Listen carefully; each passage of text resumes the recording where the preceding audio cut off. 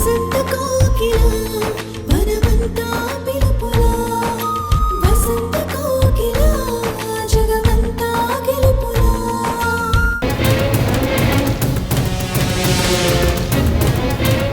నమస్కారం వదిన గారు.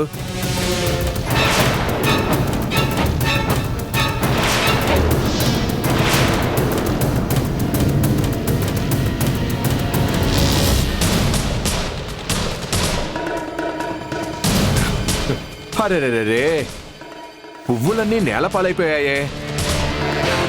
ఏదో దెయ్యాన్ని చూసినట్టు కాకుండా కాస్త మెల్లగా లేవచ్చు కదా వదిన గారు. అయినా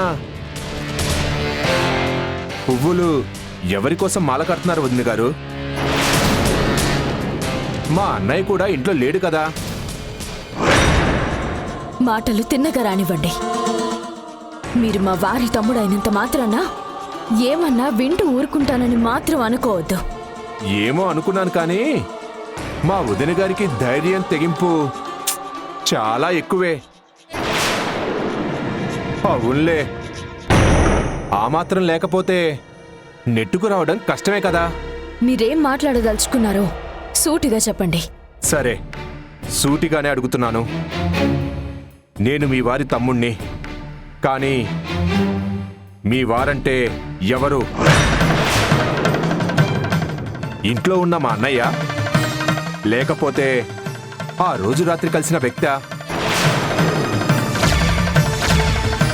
మా అన్నయ్య అమాయకత్వాన్ని, మంచితనాన్ని అడ్వాంటేజ్గా తీసుకొని అక్రమ సంబంధం నడుపుతావా? మిస్టర్ విక్రమ్, అరవద్దు. అరిచినంత మాత్రాన నిజం అబద్ధం అయిపోదు. నేను కల్లారా చూసింది కలైపోదు. నిజాలు తెలుసుకోకుండా నోటికొచ్చినట్టు మాట్లాడకండి. ఆ నిజం తెలుసుకోవాలనే అన్నయ్య లేని టైంలో వచ్చాను. లేదంటే ఒక పోలీస్గా నా అప్రోచ్ వేరేలా ఉండేది.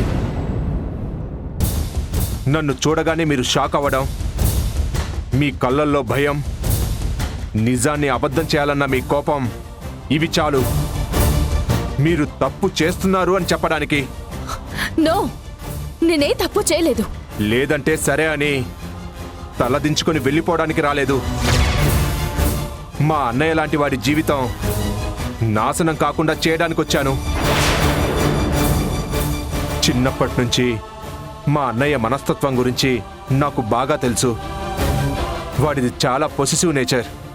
ప్రేమిస్తే ఎంత పిచ్చిగా నమ్ముతాడో, ద్వేషిస్తే అంతకు మించి దూరం పెడతాడు.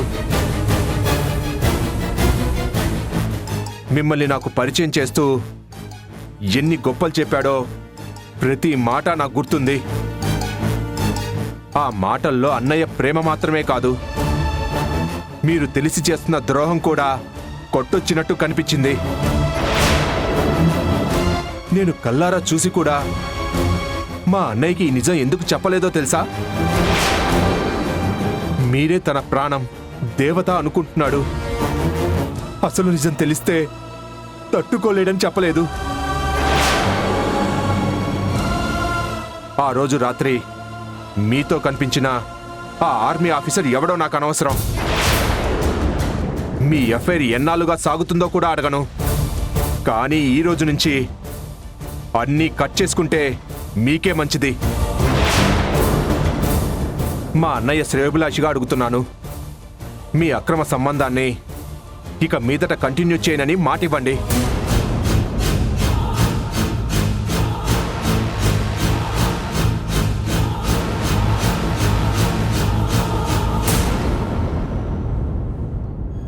ఏంటి ఆలోచిస్తున్నారు? మాటివ్వండి. ప్రాణంగా ప్రేమిస్తున్న మా అన్నయ్యని మోసం చేయనని ప్రమాణం చేయండి.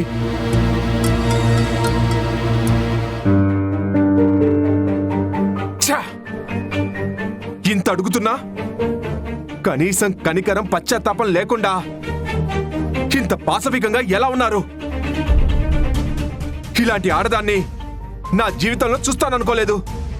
మీరు నన్ను అపార్థం చేసుకుంటున్నారు. మీరు అడుగుతున్న ప్రశ్నలకి నేను సమాధానం చెప్పలేకపోవచ్చు. అంత మాత్రాన మీ మాటలు నిజం కావు. చాలా ఆపండి. మాటివ్వడం రాదు గాని మొసలి కన్నీళ్లతో మాయ చేయడం బాగా వచ్చు. ఈ సమస్యకి ఈ రోజుతో పులి స్టాప్ పెట్టాలనుకున్నాను, కానీ కామాలతో కొనసాగించాలనుకుంటున్న మీకు ఎలా బుద్ధి చెప్పాలో నాకు బాగా తెలుసు.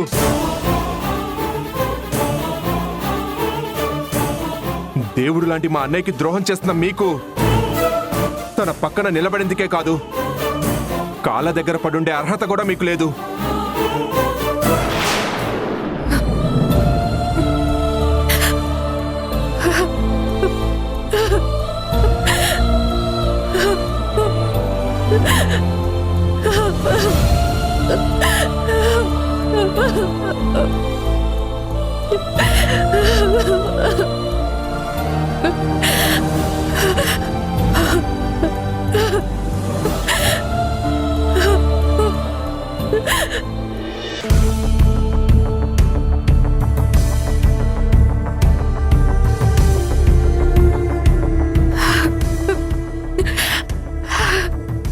ఊరుకో సంధ్య.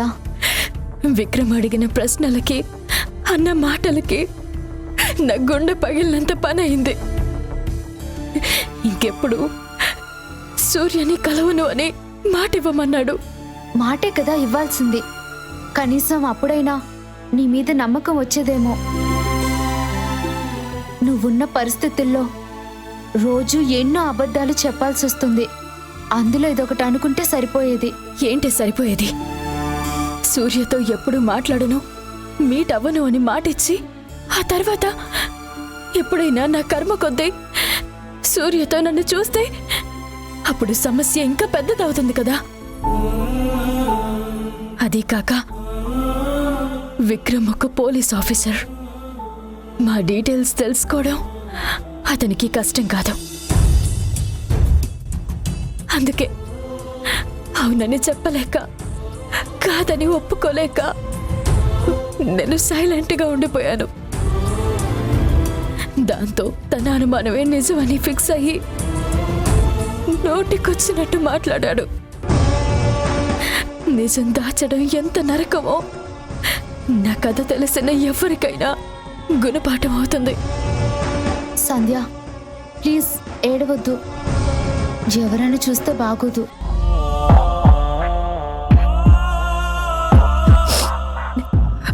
ఇంకా బాగోకపోవడానికే ఉంది దివ్య. ఏం చూడకుండానే, నిజం తెలుసుకోకుండానే ఎవరికొచ్చినట్టు వాళ్ళు మాట్లాడుతున్నారు. నా గురించి, నా క్యారెక్టర్ గురించి నీచంగా మాట్లాడుకునే రోజులు దగ్గరలోనే ఉన్నాయనిపిస్తుంది. చాచా, అలా ఏం జరగదు సంధ్య. ఎందుకు జరగదు? విక్రమ్ మాటలు విన్న తర్వాత సూర్యతో నన్ను కారులో చూసిన విషయాన్ని ఆకాష్కి చెప్పేస్తారేమో అని నాకు చాలా భయంగా ఉంది. ఆంటీ అంకుల్కి ఈ విషయం చెప్పావా? లేదు. ఈ మధ్యన నాన్న ఆరోగ్యం బాగుండడం లేదు. ఆల్రెడీ ఒకసారి హార్ట్ స్ట్రోక్ వచ్చింది. ఈ టైంలో ఆయనకి విక్రమ్ గురించి చెప్తే ఇంకా టెన్షన్ పడతారు. అందుకే వాళ్ళకి చెప్పలేదు.